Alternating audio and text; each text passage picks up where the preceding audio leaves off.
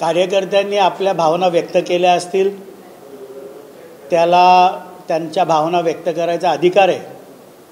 पण विजय शिवतारेजी यांची समजूत राज्याचे मुख्यमंत्री, शिवसेनेचे मुख्य नेते माननीय एकनाथरावजी शिंदे साहेब, राज्याचे उपमुख्यमंत्री माननीय देवेंद्र फडणवीसजी आणि राज्याचे दुसरे उपमुख्यमंत्री माननीय अजितदादा पवारजी यांनी त्यांची समजूत काढली। त्यानंतर त्यांनी बारामतीमधनं राष्ट्रवादी काँग्रेस पक्षाच्या उमेदवार सौ सुनेत्राताई अजित पवार यांना संपूर्ण पाठिंबा हा त्यांनी घोषित केला आणि पुरंदरमधनं 1.5 लाखाचं मताधिक्य आम्ही देऊ अशा प्रकारचा विश्वास श्री विजय शिवतारे यांनी तिन्ही नेत्यांना दिला। त्यामुळे विजय शिवतारेजी आता महायुतीच्या उमेदवाराचा प्रचार बारामती लोकसभेमध्ये जोरात करतील।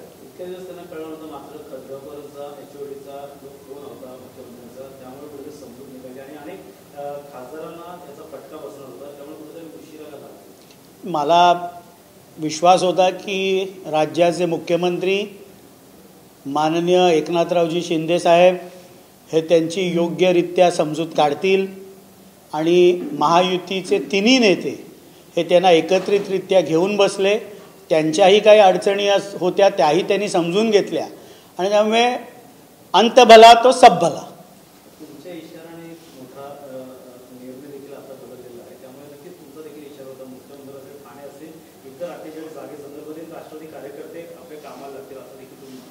राष्ट्रवादीची स्पष्ट भूमिका होती की महायुतीचे 45+ खासदार महाराष्ट्रातून निवडून गेले पाहिजे।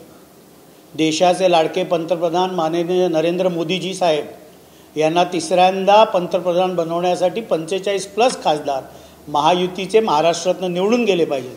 पण ज्या वेळेला विजय शिवतारेजी यांनी राष्ट्रवादीची अभिमानस्थळ, राष्ट्रवादीचा असलेला स्वाभिमान याच्यावर आघात केला, त्यावेळी राष्ट्रवादीचा एक जिल्हाध्यक्ष म्हणून, राष्ट्रवादीचा एक कार्यकर्ता म्हणून ती माझी नॅचरल स्वाभाविक प्रतिक्रिया होती।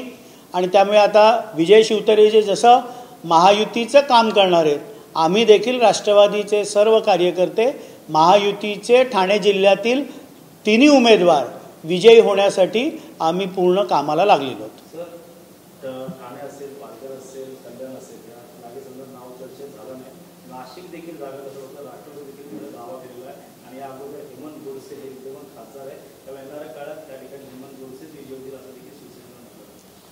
त्याबाबतची चर्चा ही माननीय मुख्यमंत्री एकनाथरावजी शिंदे साहेब, त्याचप्रमाणे उपमुख्यमंत्री माननीय देवेंद्र फडणवीसजी आणि उपमुख्यमंत्री अजितदादा पवार या तिन्ही नेत्यांमध्ये या 4-5 जागांबद्दल चर्चा चालू आहे। त्यामुळे अधिक त्याच्यावर न बोलता ह्या 4-5 जागांवर लवकरात लवकर योग्य तो तोडगा निघेल आणि महायुतीचेच खासदार या सर्व 4-5 जागांवरनं विजयी झालेले असतील।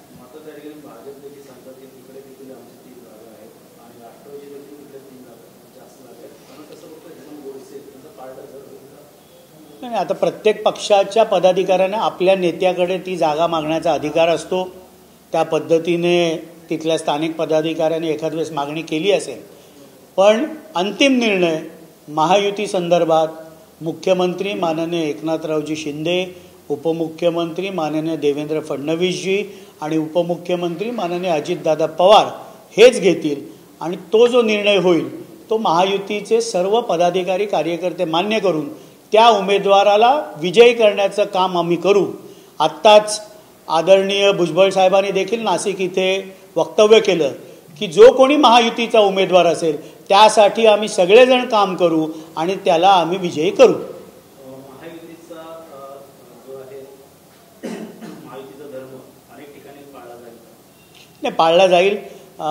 थोड्याफार स्थानिक लेवलवर काही ना काही कुरबुरी असतात, पण त्या सगळ्या मिटतील आणि महायुतीच्या सर्व जागांवर तिन्ही पक्ष हे सर्व कार्यकर्ते पदाधिकारी 45+ खासदार महाराष्ट्रातून निवडून देण्यासाठी सर्वजण कामाला लागतील।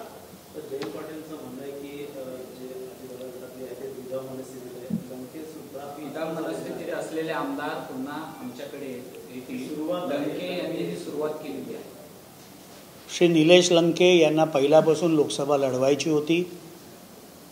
राष्ट्रवादीचे राष्ट्रीय अध्यक्ष लाडके उपमुख्यमंत्री माननीय अजितदादा पवार साहेब यांनी त्यांची खूप समजूत काढण्याचा प्रयत्न केला की आपल्या मतदारसंघाबाहेर 5 विधानसभा आहेत की जिथनं मतं मिळवणं हे कठीण जाईल आणि भाजपचे विद्यमान खासदार सुजय विखे तिथे असल्यामुळे राष्ट्रवादी ती जागा मागू शकत नाही.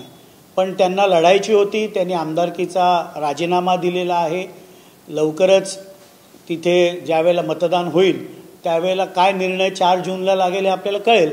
आणि माननीय जयंत पाटील साहेबांनी जे वक्तव्य केलं की राष्ट्रवादी काँग्रेस पक्षातील आमदार द्विधा मनस्थितीत आहेत, त्यांच्या पक्षामध्ये असलेले राहिले सुरलेले आमदार 4 जूनला ज्यावेळेला देशाचे लाडके पंतप्रधान माननीय नरेंद्र मोदी साहेब तिसऱ्यांदा पंतप्रधान पदाची शपथ घेतील त्यावेळेला काय सळो की पळो त्यांच्याकडे राहिलेल्या आमदारांची परिस्थिती होईल हे त्यांनी 4 तारखेनंतर बघावं. मला शोले पिक्चरचा एकच सीन आठवतोय की ज्यावेळेला जेलर असरानी जेलमध्ये जातो तो म्हणतो आधे इधर जाओ आधे उधर जाओ बाकी मेरे पीछे आओ, अशी अवस्था होऊ नये हीच त्यांना सदिच्छा देतो. सर, वंचित जे आहे ते आता बाहेर पडले, महाविकास आघाडी त्याचा फटका तिकडे होऊ शकतो, आपल्याला देखील मोठा फटका होऊ शकतो, कसं होतं? महाविकास आघाडीची नुरा कुस्ती अनेक दिवस ट्रायडंट हॉटेलमध्ये होत होती, हॉटेल 4 सीझनमध्ये होत होती. कधी माननीय प्रकाशजी आंबेडकर हे महायुतीमध्ये होणार अशा प्रकारची वक्तव्य महायुतीचे नेतेगण करत होते. पण अनेक ठिकाणांवर वंचितने आपापले उमेदवार घोषित केलेले आहेत.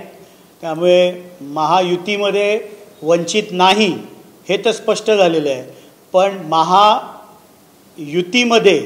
अनेक पक्ष जसं रासप काही दिवसापूर्वी महायुतीमध्ये आले, त्यामुळे अनेक पक्ष हे महायुतीमध्ये येत आहेत. महाविकास आघाडीमध्ये म्हटलं असलेले घटक पक्ष कमी होऊ नये जसजसं निवडणुका येत आहेत हेच बघण्यासारखं असेल. नरेंद्र मोदी यांच्या देखील 10 सभा होणार आहेत महाराष्ट्रात, सरकार ठाण्यात देखील होणार आहे. पण आपकी बार 48 या 45 बार या 400 पारचा नारा आहे.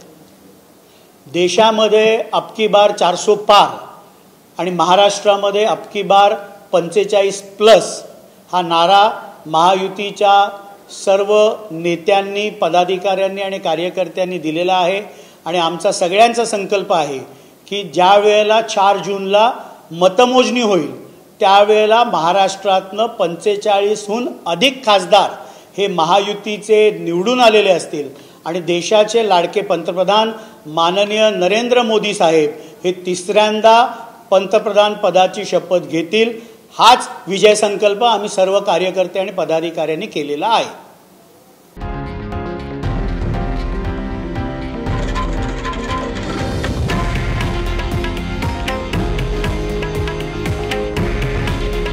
हे आहे देशातील नंबर 1 न्यूज नेटवर्क आणि आपण पाहत आहात TV9 मराठी. काळजी तुमची, हित महाराष्ट्राचं.